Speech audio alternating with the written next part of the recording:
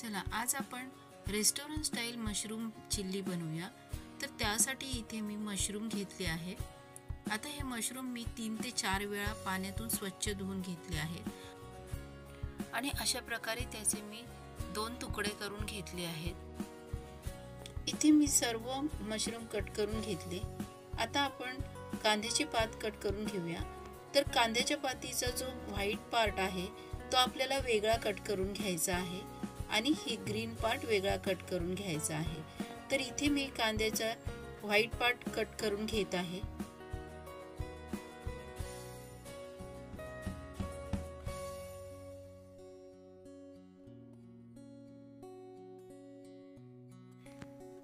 आपला white part आणि green part वेगवेगळा कट करून झालेला आहे। तर आता आपण ते एका प्लेट मध्ये काढून घेऊया। आता इथे मी शिमला मिरची घेतली आहे। इथे मी हिरवी शिमला मिरची कट करून घेत आहे। तुम्हाला हवे असेल तर तुम्ही येलो रेड दोन्ही सुद्धा शिमला मिर्च घेऊ शकता। इथे मी ती चौकोनी शेप मध्ये कट करून घेत आहे।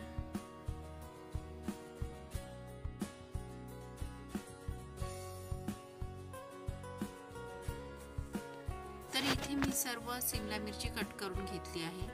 त्यानंतर मी इथे एक कांदा घेतला आहे आणि त्याचे अशा प्रकारे चौकोनी तुकडे करून घेणार आहे। त्याची प्रत्येक पाकळी आपल्याला अशी वेगळी करून घ्यायची आहे।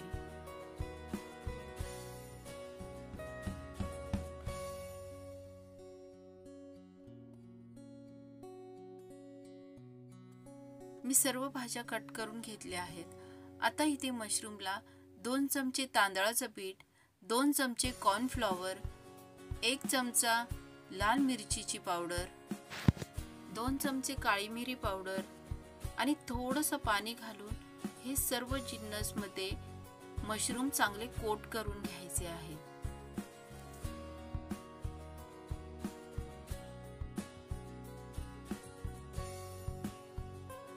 इथे तुम्ही पाहू शकता मी मशरूम चांगले कोट करून घेतले आहेत। आता आपल्याला हे मशरूम तळून घ्यायचे आहेत।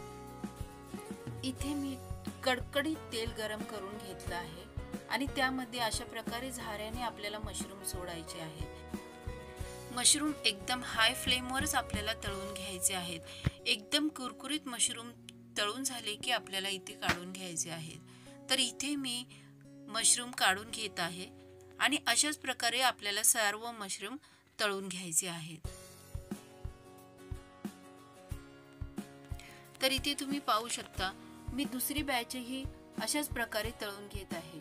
हाय फ्लेमवर आपल्याला ते कुरकुरीत होईपर्यंत तळून घ्यायचे आहे।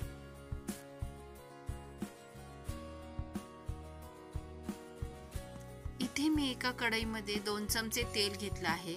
त्यामध्ये कट केलेले लसूण आणि अद्रक घालून घेतले आहे। अद्रक आणि लसूण आपल्याला तेलावर चांगले फ्राय करून घ्यायचे आहेत।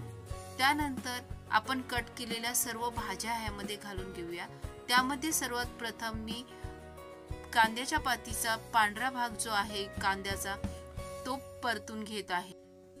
2-3 मिनिटं कांदा चांगला परतून झाल्यानंतर आता त्यामध्ये आपण शिमला मिरची आणि कांदा जो कट करून ठेवला होता तो घालून घेऊया। आता हे सर्व जिन्नस आपल्याला हाय फ्लेमवरच चांगले परतून घ्यायचे आहे।